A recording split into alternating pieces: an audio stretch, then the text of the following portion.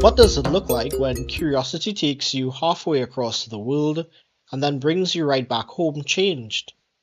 In this episode of Well, That's Interesting, I'm joined by Nicollette Brathwaite, a dancer, creative, new mother, and someone whose journey spans teaching drama in China, performing on local stages, and navigating creativity through different seasons of life. We talk about culture shock, storytelling, dance, motherhood, and finding meaning in the moments that shape us, sometimes quietly, sometimes unexpectedly. Let's get into it.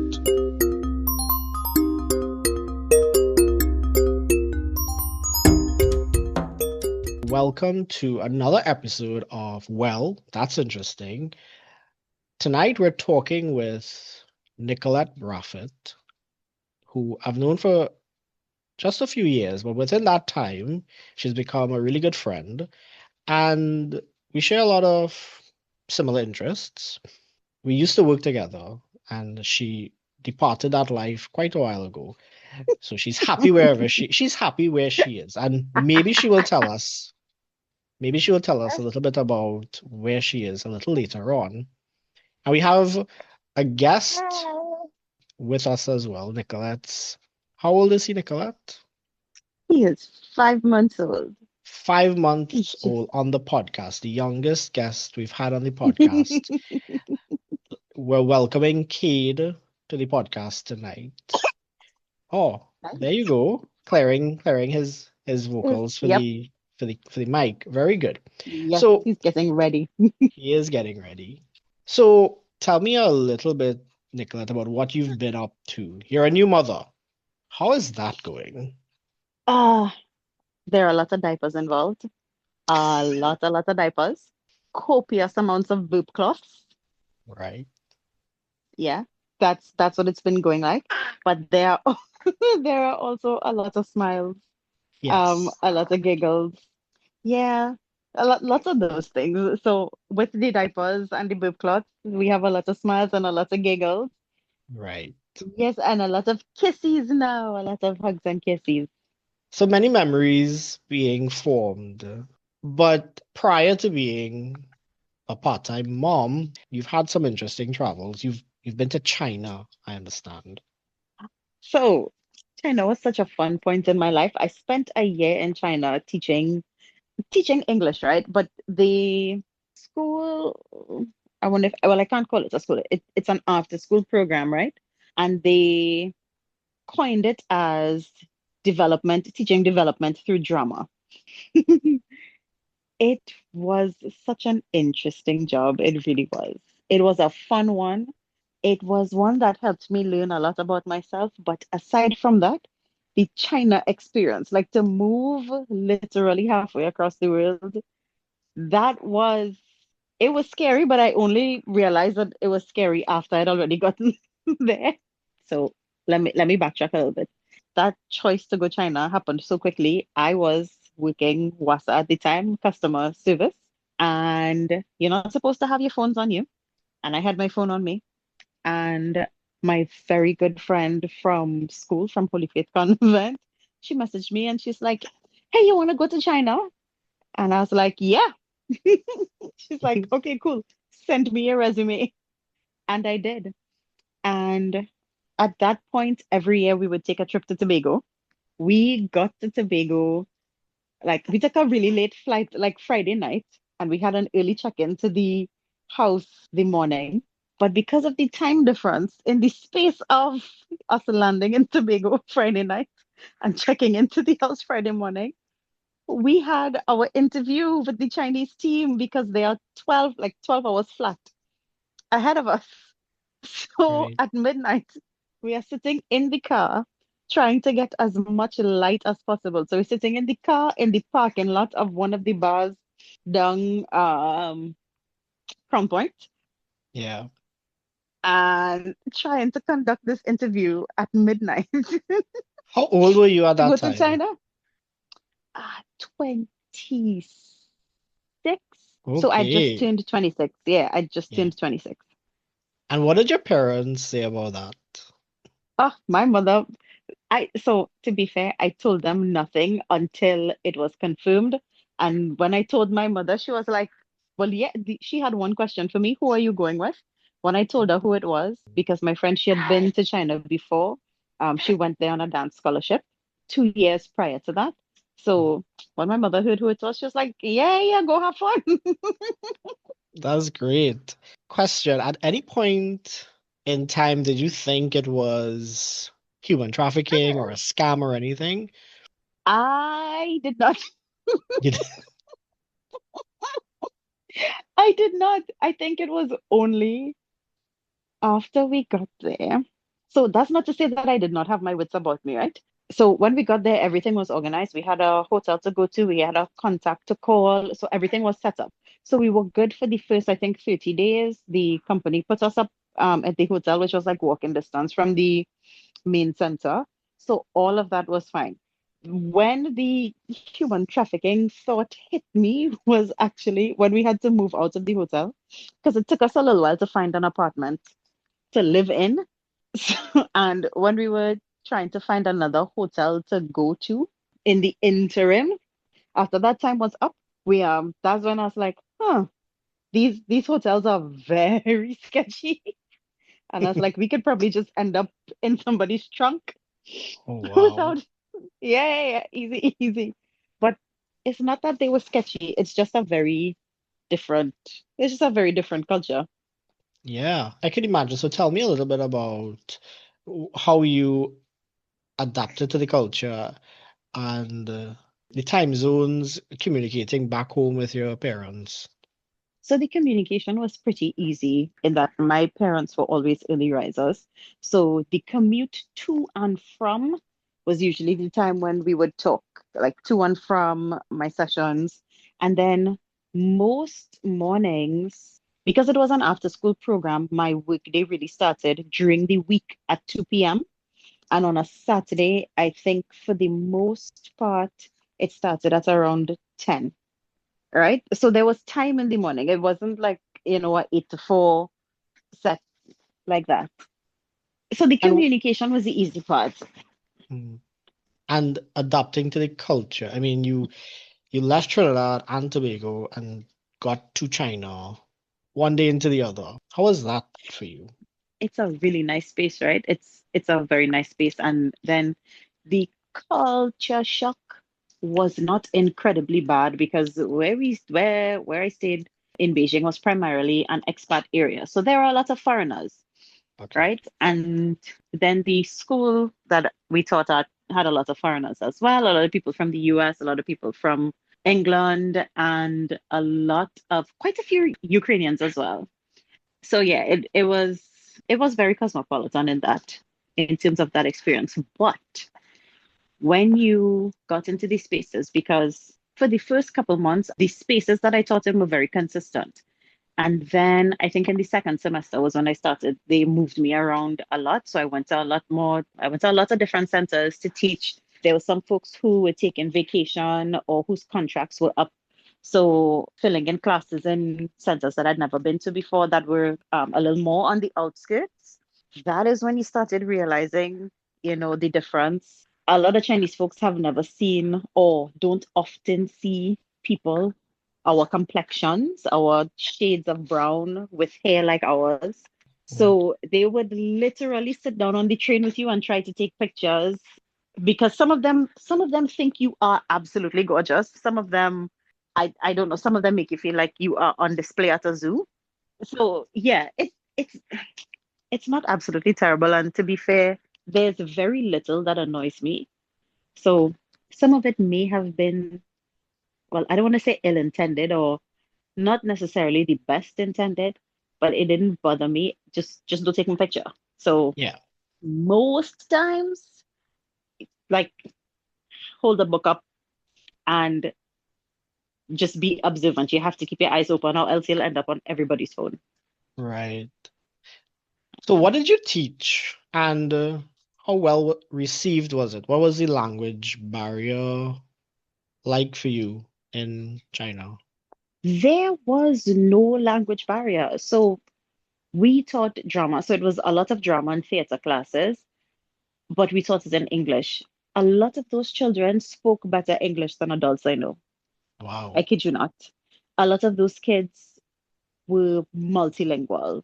Some of them, they spoke English, French, Italian, not a lot of Spanish, oddly enough. Mm, I think it's probably just a little, I think Spanish is just difficult for them because of how their language goes and mm, their use of letters and sounds, like consonant sounds. So I yeah, think Spanish might just be a little bit difficult for them. Some of them also spoke like Russian. that's right So, there. correct. Yeah. Most of them spoke at least like bare minimum two languages. So there was no language barrier, but you did have a teaching assistant Hmm. who spoke Mandarin, which would help some of the, particularly for the younger children who are now learning, because their classes, they started classes at, I think, two and a Years half years old. old. Wow. Yep, two and a half Wow. years old. So you generally had a teaching assistant for all classes, but particularly for the baby classes where they start at 2.5 years old and they're not that great with the language yet to say Yeah. that, they could stand on their own. But the other kids, the 5 year olds, they're already speaking two languages, some of them three, and they are fine. Was the drama something that was extracurricular for them, or is it part of? I know they are very disciplined people.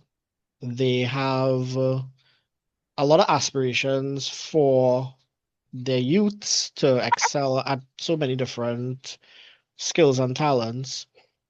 Is drama like one of those talents that they seek out actively, or is it just part of like a extracurricular activity for the children to probably feed into something more later on?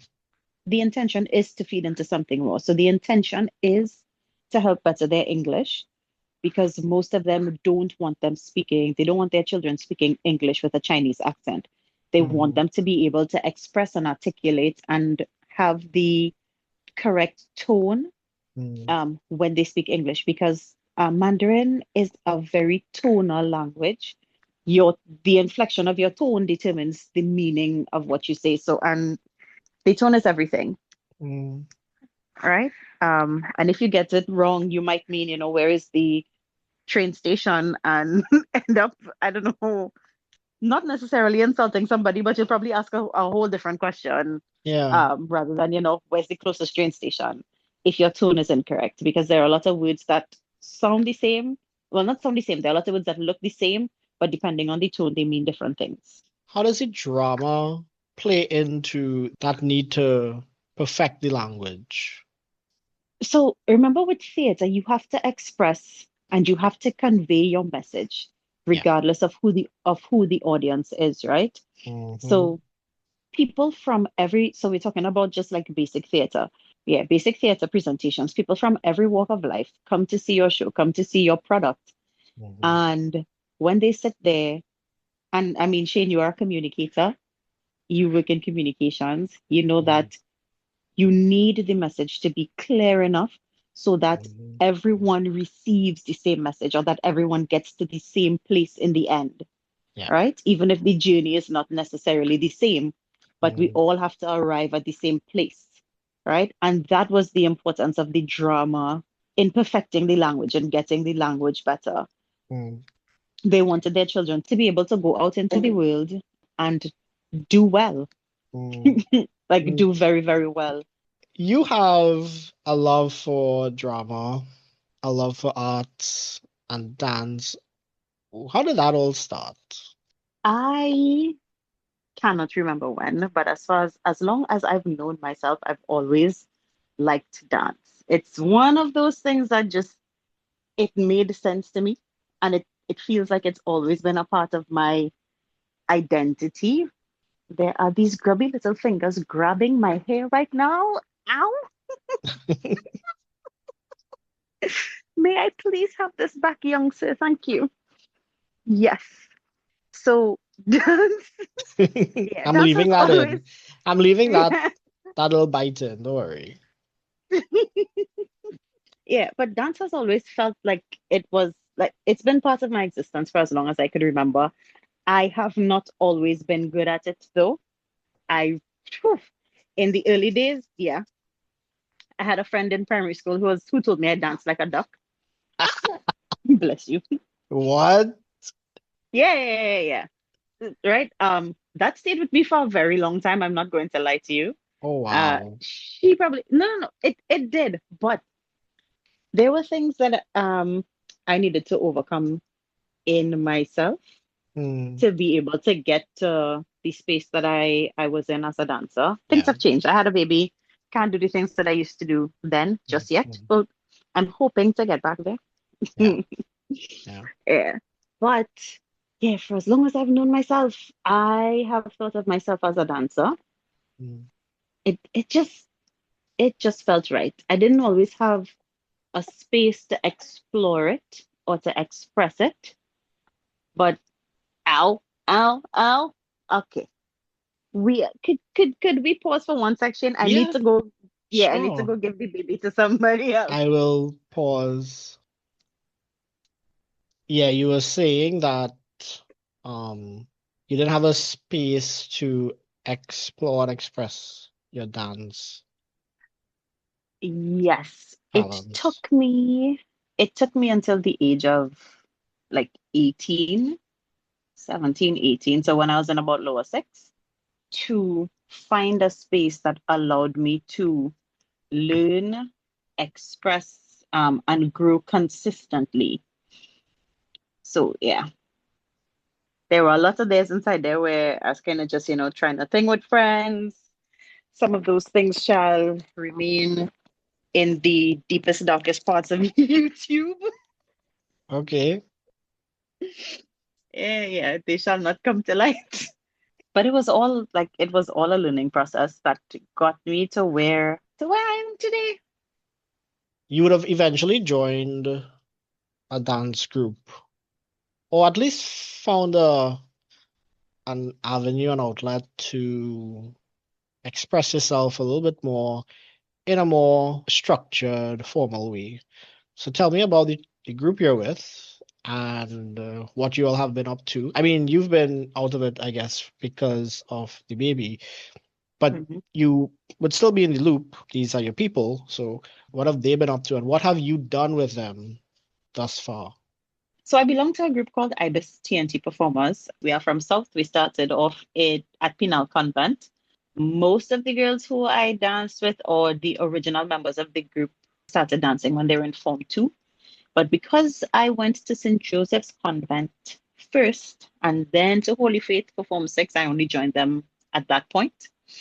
And to be fair, I don't think I could, even like looking back, I would have probably tried to join them sooner. Even if I didn't go to the same school as they did, I'd have Mhm. probably tried to join them sooner because it was a group.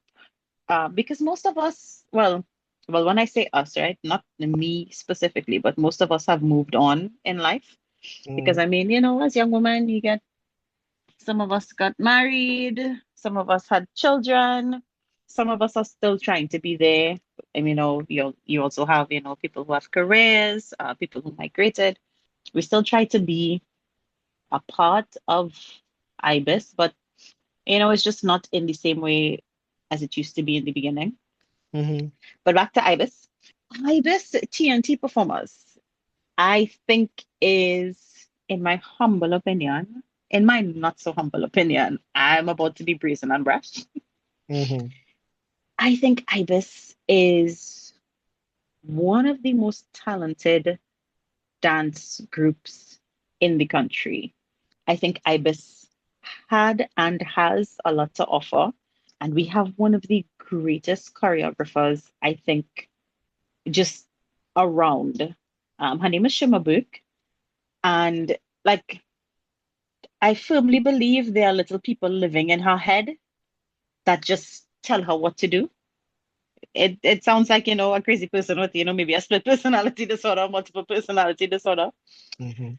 But if I sit down and think about the choreography that we do and the things that she comes up with and the ways that she's able to use experienced bodies, inexperienced bodies, trained bodies, untrained bodies, sometimes all in the same piece, and make everybody look cohesive and make everybody look good. Like there is something about that is, I think the best way I could find to describe it has to be divine because there are some people who will spend years going to schools and going to workshops and experiencing dance in different ways and different genres, and they are still not able to do what she does the way she does it, Mhm. or even come remotely close to that. And I think that that is something truly, truly remarkable. It is magical. Have you ever done any choreography for the group? For the group, no. I have tried to do choreography a when I say a handful of times, I mean less than five. It's not something that I feel necessarily comfortable doing because I feel like I don't know enough. All right. Like I feel like I don't know enough to do choreography. And then of course the biggest thing to no one's surprise is that what I expect of me is I quite possibly expect too much of me, or what I expect of me may be a little bit unrealistic, considering that I never really had any formal training. So I never took ballet, and my entire dance career has basically been on the job training. Right. So yeah, just jump into the water and swim. What sort of dance styles does IBIS do primarily?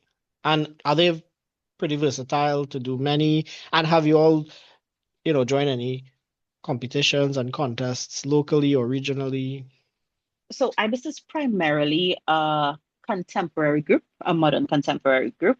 But over the years, we try to cross train. So we try to include a little bit of hip hop. Not everybody's comfortable with it, but it's fantastic training. So we try to include a little bit of hip hop. We try to, of course, include folk, local folk. Yeah, I think those are the two main cross training styles that we do or that we're trying to make sure stay consistent with us. What was the other part of the question you asked me? That mommy brain's hitting hard right now. Have you all entered any contests locally or regionally? Right. Contest. So competitions, the only competition we really did was Best Village. We religiously entered the Prime Minister's Best Village trophy competition up until somewhere during COVID. Yeah. I think the last time we entered may have been a year after we fully reopened. And well, nothing during COVID because I don't think they had anything during COVID.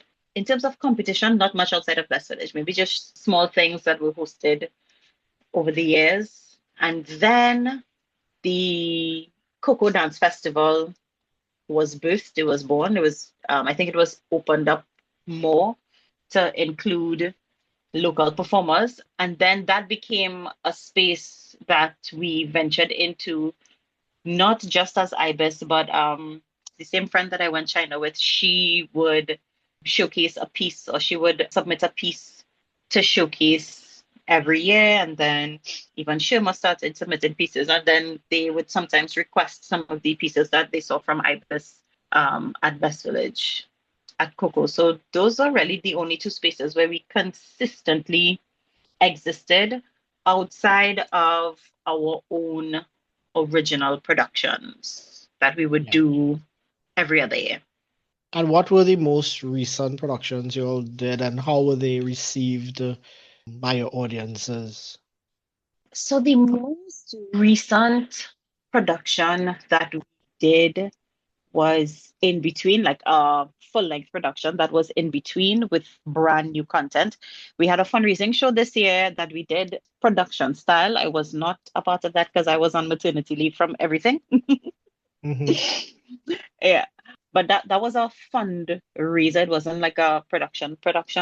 We just tend to like doing storylines through dance because it's always our pieces are always send a message or tell a story. It's always storytelling. Over the years, you would have acted or performed in different roles for your productions.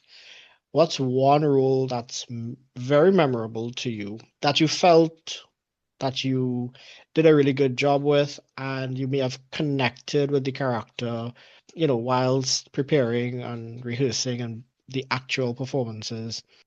I will say this, I much prefer to be a chorus dancer, right? I don't like having main cast roles. I want to be in the space where I could do the most dancing. So, and sometimes main characters have to leave the stage or they have to take a break, for the sake of the story and progressing the story, and that is fair, but that is not what I want.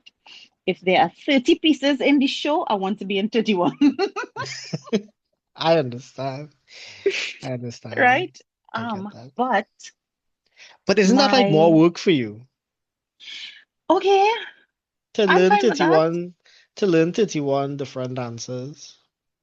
Yeah, listen, it's well, at least for me, it's not as hard as you think. As much as I sit down here with mommy brains, Yeah. muscle memory is a hell of a thing. So a well-rehearsed show is, I mean, it is difficult to do. It is, I'm not going to sit down here and say, yeah, man, I could learn all those dances. It takes time, it takes effort, it takes repetition, Mm. but muscle memory is a hell of a thing. There are dances that, and any dancer will tell you that there are dances that you may have learned years ago. And if you hear the music now, Mm. even though you might not remember absolutely all of it, there are still large chunks of it that your body just knows. Mm. You're no longer dancing like a duck. What would you describe yourself as now? Whew. I would describe myself as the dancer who tries, who is really giving it their all. Does it always look the way I think it looks? I'm not gonna lie, I'm gonna be honest, right? Does it always look the way I think it looks on me? Sometimes when I see videos, I'm like, why did y'all allow me to go on a stage like this? Why? And yet they let you on the stage all the time. I mean, They that's do. much better. Mm. I, I, I, I firmly believe, not I firmly believe, I am definitely my hardest and harshest critic. Like, I am, there are no two ways about it, but sometimes I'm just like, no, y'all should have said no. I'm pretty sure it's better than some of us. We're like Jello. We just stay one place and bop. Um, that's the extent of my dancing, right? I'm asking all these dancing questions with that being my go-to dance. I stand in one spot and I bop, and that's it for me. It doesn't matter what genre of music. I'm a bop kind of guy. But is it that your family has that creative flair? Like, is it something you got from mom or dad, or did you have siblings who are into drama and dance and the arts? Or was it like your friends that helped you, flourish and grow?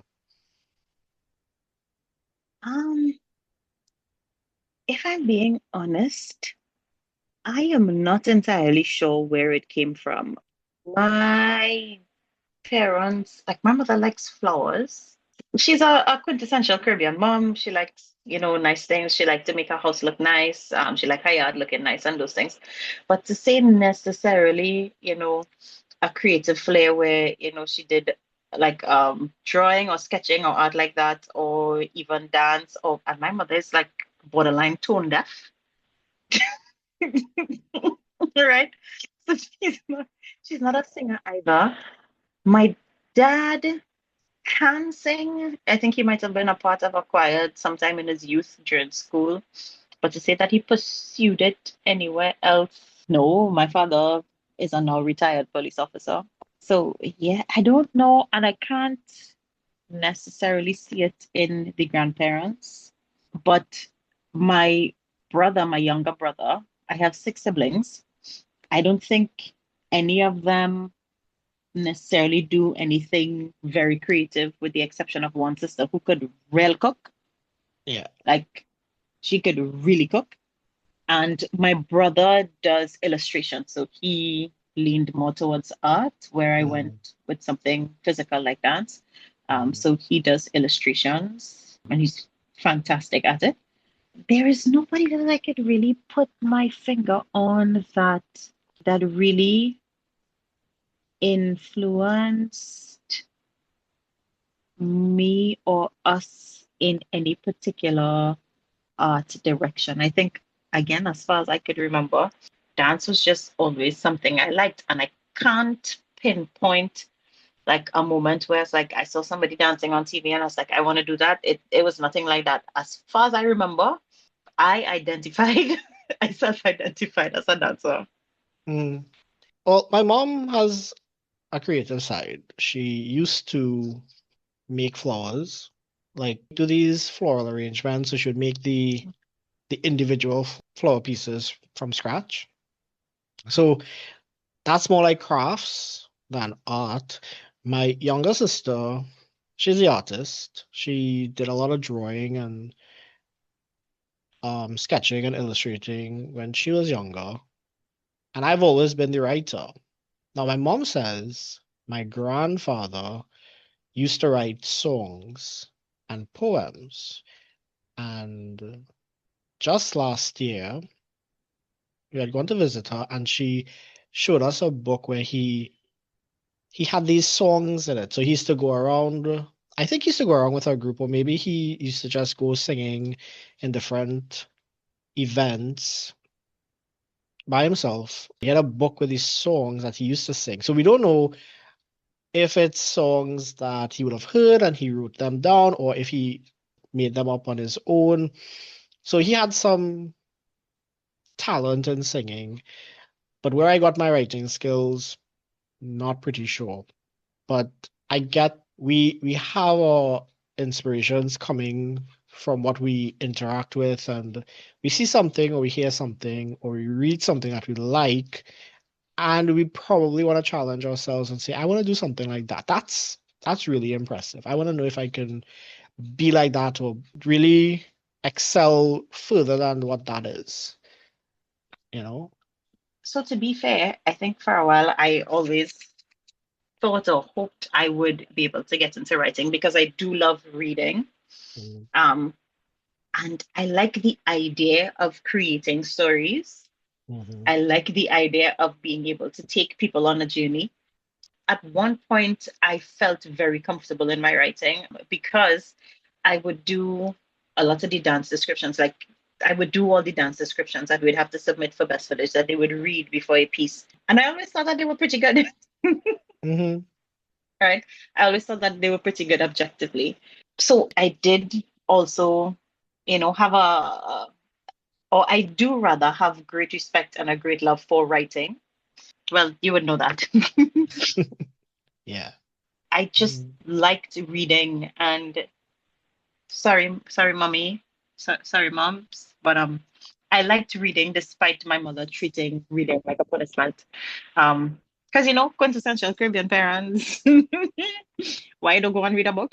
Yeah. When you're doing anything, when you're just in their way, or they're trying to get something done and they just find like you're underfoot too much. Yeah. Go read Why a don't go and book. read a book or something? Yeah, like like reading a book is I like reading a always book is I punishment. always thought that to mean go read like a lessons book, or a school book or something. But if you took it to mean go read some Edith Blyton or some, Nancy right, Drew and right, Hardy Boys, she put yeah, yeah. If a that's what bunch of you them for me. good, that's great. If that's what you took it to mean. I used to read like a lot of Fright Time, and they were like these little pocket-sized books they used to have long ago with little illustrations on every other page. And they did like a whole Mm, series of them with all the great classics. I used to read a lot of those. yep. But that's what I used to kind of binge on. And we had a library in my primary school, very small, but myself and a couple others, we would have like these little contests to see who could read the most books in a week. And we probably, went through that entire library in one term, reading books every week. So I used to read quite a lot. And then as I became an adult, that really declined because it, Live. yeah, it's a scam, really, Yep. and I want a 0 refund. out of 10 would not recommend. Exactly, right? And I've turned to audiobooks because they are so much more. convenient. I could be doing things and I could be listening. I could be working or I could be doing things home here or in transit and listening to an audiobook and still getting a story experience without having to read it myself, having somebody else with a really good voice read it for me and enjoying it still. We may lose some of the hobbies we would have had as children sacrificed on the altar of adulthood. I really look for different ways to still dabble in things that I like, you know. I will probably try an audiobook. I think you would remember my first foray into audiobooks, which was maybe like one of the last Christmases that I worked at What TTPS were with you you. reading again? I think it was Lord of the Rings Lord that of you the sent Rings. me. Yes. And did you get through with that? No, this was me trying to put up Christmas decorations and I tried to listen to Lord of the Rings as an audiobook on YouTube. And my brain zoned out. I was so Wow. focused on, I kid you not, I was so focused on what I was doing. So I think that might have been the year when I made like, I'd made a bunch of bows for the wreath and the garland and stuff. And I zoned out, like I completely locked in to what I was doing. I gave up on it. I gave You up gave on up it. on it. You gave up. Yeah. But I would tell you that the first couple chapters of, especially the version that I sent to you, the Lord of the Rings audiobook, that is the best version you'd find out there. The description of the Shire and the hobbits leaving the Shire, I think personally, those are the best chapters in the book, really. And I love listening to them all the time. Like I would restart it. I would, and I'm saying that without shame. I would restart it just to hear Bilbo's party, Bilbo leaving the Shire, Frodo leaving Hmm. the Shire. So yeah, audiobooks are a big thing for me now. And that's why I like this audio only format. And even when I thought about the podcast, I said, hey, I'm gonna stick to the true original idea of a podcast Intention. and intention of a podcast because we worked on podcasts already together. And Hmm. we always stuck to that because we saw the value in, well, not you spacing out decorating a tree, but the value in people still listening to something while they're doing something else and they're still hearing and learning and absorbing the information instead of having to sit in front of a screen or a device. But you've killed the experience there, Nicollette, because you missed I'm I you am missed the sorry. intention Okay. altogether. I am sorry. I know what the intention is, but to be fair, I was also in a very different space then. Where I am now, where I'm not necessarily able to sit, or not necessarily, I am absolutely not able to sit down and read a book for myself right now. I started reading Little Man. In the early days, I was reading him Lord of the Rings because I wanted to read Lord of the Rings. And I'm like, you know what? I don't care. I'm reading him Lord of the Rings. Yeah. When he gets to the stage where he starts reading and I have to, dial it back, I'll dial it back then. But for right now, we're reading Lord of the Rings together. And We'll pop some popcorn and sit down and you have your, aw, 5-page book and I'll have aw. my 500-page book and we'll read together. It'll probably take us the same hour to get through it. That's Right? good. That's good. No, Right? but It's fine. it is fun. We were having a discussion recently about going back to the source material, and I'm putting this out there probably to be, you know, dragged by the internet and people listening. But I didn't think too much of Netflix Frankenstein, the one by Guillermo del Toro. Hmm. And because of that, I went back to the novel to find out what really happened. Because I didn't read it up until that time. And I thought that the novel was, I get probably why Del Toro went the way he did. The novel is, oh boy, appallingly dismal. And I get why an adaptation is necessary in your own style and vision and stuff. I wasn't disappointed in reading it. You know, I thought it was a really good experience to go back to it and see what the original intention for Frankenstein was to compare it to the adaptations that we see today. So reading always trumps any other form of media that you could put out there. The original is Correct. always the best. Yeah, definitely. Yep, I wholeheartedly agree. A writer's intention is, I would say, it's sacred. And when you have, book to movie transitions, it's difficult to put all of that intention out there. Like it's difficult to capture it in that medium in the given time frame. And I think that's why we ended up in a space where there's always a part one and a part two of the final film in a franchise. Yeah. Um, I think in those spaces, it's because they are trying to wrap up and stay true to the source material as much as possible because it's coming to an end. So they try to stay true to it. And the only way to do that is with time. If I'm reading a book, I will read a book for 5 hours straight and not be bothered. I will pick up my book and walk, go into the kitchen, make a cup of tea, and I will not like not stop staring at this black and white page Yeah. because it's that engaging and it's difficult, I think, to transition Mhm. books to the screen. Yeah. There's also the misconception that the movie has to stay true to the novel or the source Hmm. material. When I referenced Frankenstein just now, I thought it was boring. That's just my take on it, right? Everybody's I haven't entitled. watched it, so I can't tell you yes or no. Right. So that's just my take on it.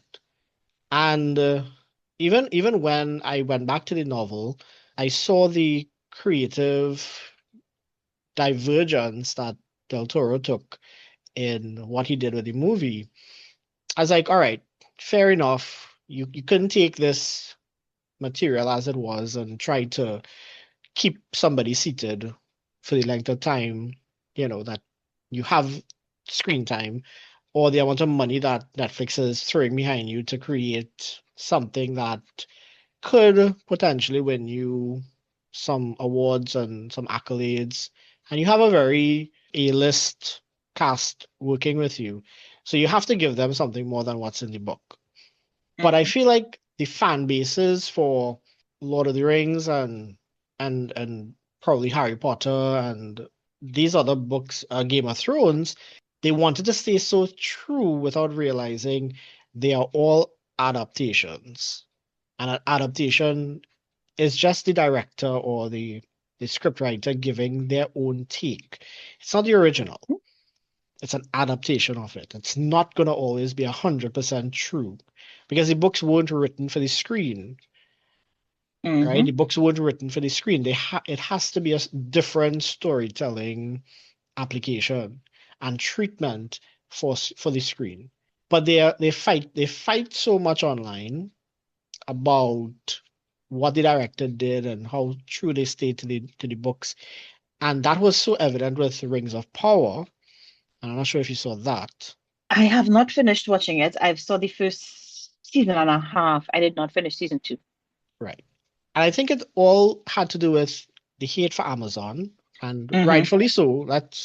We could rightfully hate on Amazon, but I think you can't look at drawing material from the appendices that were just footnotes to what the whole Lord of the Rings mythology is. And these are just lines that the people have to take, and that Hmm. was all they had access to. And they just had to take these lines and flesh out an entire season. Now, some people would say, well, leave it alone. And then Amazon would be like, well, let's make money off of this Right, correct. Capitalism. capitalism. But at the end of the day, they did. I thought they did a pretty good job. I enjoyed season one. I have to rewatch season two. Hmm. I kind of looked at it in a rushed kind of way. I have to sit and look at it again, but it's an adaptation. It's not gonna be true to the source material. Sometimes you have to make things out of nothing to make it Hmm. look appealing on the screen.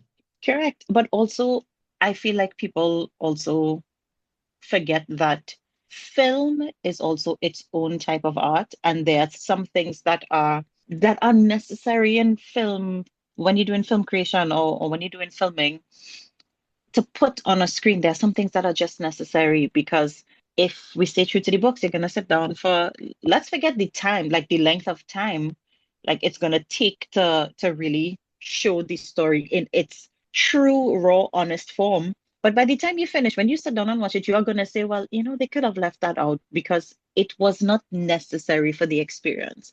Yeah. Which is why I think it really could only be an adaptation if you go in that direction of taking something from black and white, from text, and put it on the screen. Especially Mm, something that had no intention of ever mm. being on a screen, Yeah. right? Yeah. Film is also its own art. There are like cinematic requirements. There are also there's cinematic art that needs to be done as well, Yeah. I think.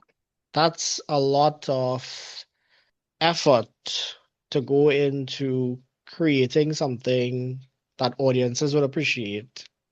But you'll always have the hardcore fans, the purists that they love the Mm-hmm. books. They love the book so much you can't even touch it. Hands off Correct. of it, And maybe I get that, so I get why sometimes. I get why, but people money gotta make, it's all commercial. I live by the simple rule. If you're taking me back to Middle Earth, I don't care. I'm up for it. I'm gonna enjoy the experience. If you're taking me Correct. into a galaxy far, far away, sure, take Mm-hmm. me. I'm not gonna fight about direction and story and representation and inclusivity and all of these things. Let people act, let people make their money. That's their bread and butter. It doesn't matter what skin color they are or what sexual orientation they are, what they're representing on screen. They're actors. They need to work and live. Let's just enjoy the space. That's just how I approach it. I'm not gonna fight them down at all. Nicollette, we end the podcast because we're a serious podcast. We Yes. end it with a game. Are you ready to play a Mm-hmm. game? You're a walking hyperbole, right? So we're going Correct. to play. It's called the over dramatic news desk. I'm Oh, gonna give you yes, I'm here for it. I'm gonna give you three different theatrical styles. You're gonna choose one, Mm-hmm. and then you're gonna deliver some news headlines, some pretty funny news headlines in that style. So here are your three styles, right? A Mm-hmm. Trinidadian granny, Oh, Father. Mm-hmm. a dance hall hype man, Jesus Lord. Mm-hmm. or a Shakespearean tragedy. So you're gonna choose. Which one do you want to choose? When you say a Trinidadian granny, it have two type of Trinidadian grannies, right? Well, think which one. What are the two that you identify? So, it have the nice ones that very sweet, do darling and that kind of Trini grannies. But then it have Mm-hmm. the Trini grannies that's spicy and they will Mm, light you up. whatever, whichever one you want to. So you want to go with the Trinidadian granny, right? I listen, honestly, I'm considering Shakespearean tragedy. I'm on the fence. Okay, I'm gonna I give don't want to you. commit until I see the lines. I want to know which one I Yeah, I am torn between a Trinidadian granny and Shakespearean tragedy. Just because, there's nothing more. Nah, but they're both equally dramatic. Shakespeare's dramatic, and then a Trinidadian granny, like a spicy Trinidadian granny, will light you up. She will. Um, Let me try the Trinidadian granny. Oh Okay, my God. okay. So take it away.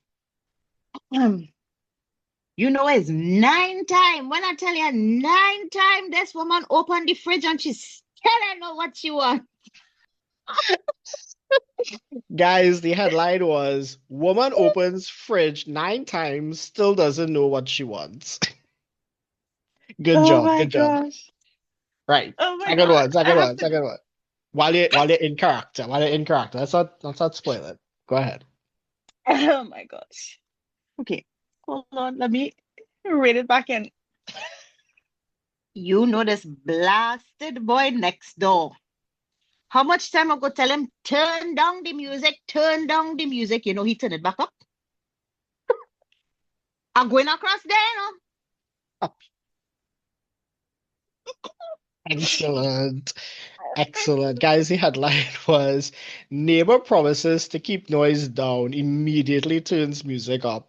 And I think everybody in Trinidad could relate to that. With those pesky Everybody's neighbors. neighbors. Everybody's neighbor, right? Yes. Right. Third one. Third and final one, Nicollette. Oh, Jesus, Lord Father, you know, I now sit down to rest my old foot on them. You know how much thing I now remember I had to do is about 11 thing I now remember I had to do it now. Now sit down, Lord. Excellent. Bravo, bravo, bravo. Look how shame happy behaving to people, please. We love it. We love Oh, it. Guys, that headline was Woman finally sits to relax, remembers 11 things she forgot to do. Thank you so now, much, Nick. Mm-hmm. Go I'm ahead. gonna say that last one, I probably budged it because it was supposed to be read as a news headline. It's The fine. last two, and I made them very personal, but yeah, Yeah, hello guys. you did. No, you did a great job. You did an excellent job. I think we'll all remember that spicy tone for a long time to come. Guys, actually, before you go, Nicolette, Mhm. leave us with some words of wisdom. Where would you like me to leave those? Where would you like me to draw the Um, wisdom from, right, Shay? from being a creative, being an artist, for people who want to get into it, who want to express themselves, what would you say to somebody, young like yourself, who didn't really know where that inspiration came from? You just knew that you wanted to do this thing, be a dancer. Oh my gosh. So, inspiration and motivation are things that are fleeting. And let's be very, very honest. Everything is easy when you are inspired or when you're motivated. But it's in those moments where you feel, particularly as dancers, it's when the rehearsal feeling hard. It's when you feel like I just don't want to go today, or I'm fed up, I am tired. Can I just take a break? Those are the moments that you grow. Those are the moments that you truly see what you are made of. Those are the moments. That's where the beauty lies. It's in the hard parts.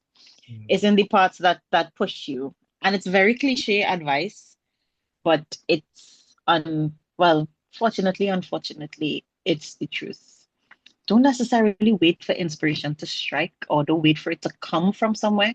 Try and find inspiration wherever you can. For me, it's always in the little things, like just the way some people relate to each other, or, you know, the way the sky looks in the morning. Very cliche things. But yeah, though it's the moments where you feel like you can't or you don't want to. Those are the moments that make you. Yeah. Thank you so much, Nicolette, for having this discussion with us. We had a lot of laughs and we learned quite a bit. You're into your craft and you were able to share some insights with us. And thank you for sharing your journey to China with us.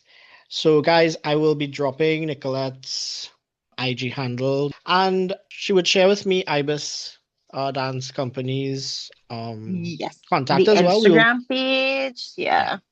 and you guys could look into them, support them, right?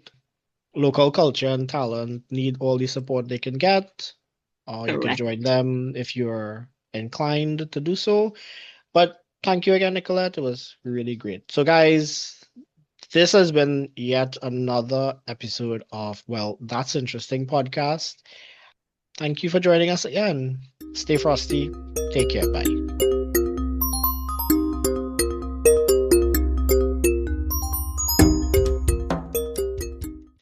Hey guys, if something in this conversation made you pause, question, or see things a little differently, then I think it did its job. Thanks for spending this time with us on Well, That's Interesting. New conversations drop regularly, so follow the podcast wherever you're listening and come back again when curiosity pulls you in. Until next time, take care, stay frosty. Bye.